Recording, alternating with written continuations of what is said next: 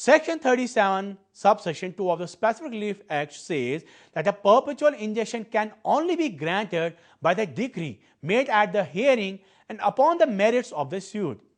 The defendant is thereby perpetually enjoined from the assertion of a right from the commission of an act, which would be contrary to the rights of the plaintiff.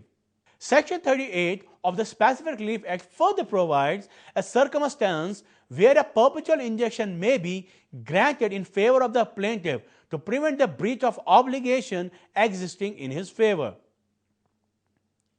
In contractual matters, when such obligation arises, the court has to seek guidance by the rules and the provisions contained in Chapter 2 of the Specific Relief Act dealing with the specific performance of the contract. Subsection 3 of Section 38 of Specific Relief Act in Clause A to B to C and D further illustrates the circumstances wherein perpetual injunction may be granted by the court. That means, in view of the Section 38 subsection 3, when the defendant invades or threatens to invade the plaintiff's right or enjoyment of a property, the court may grant a perpetual injunction. Now, what are the circumstances in which there will be a refusal of injunctions? Section 41 of the Specific Relief Act of 1963 provides various contingencies in subsection A to J, in which the injunctions cannot be granted. Section 41 of the Act deals with when injunction cannot be granted. Clause A says to restrain any person from prosecuting a judicial proceeding unless such a restraint is necessary to prevent a multiplicity of the proceedings.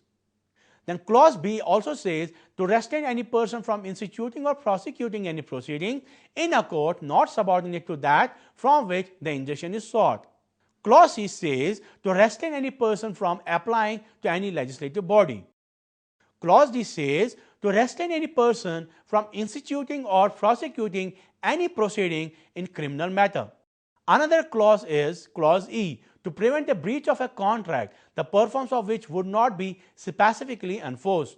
Then Clause F, to prevent the ground of nuisance as an act of which it is not reasonably clear that it will be a nuisance. Clause G says to prevent a continuing breach in which a plaintiff has acquitted.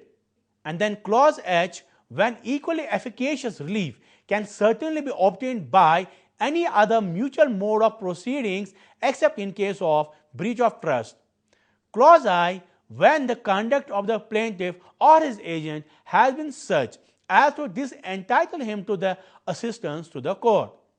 And then Clause J, when the plaintiff has not personal interest in the matter. These are the circumstances under which the injunctions cannot be granted.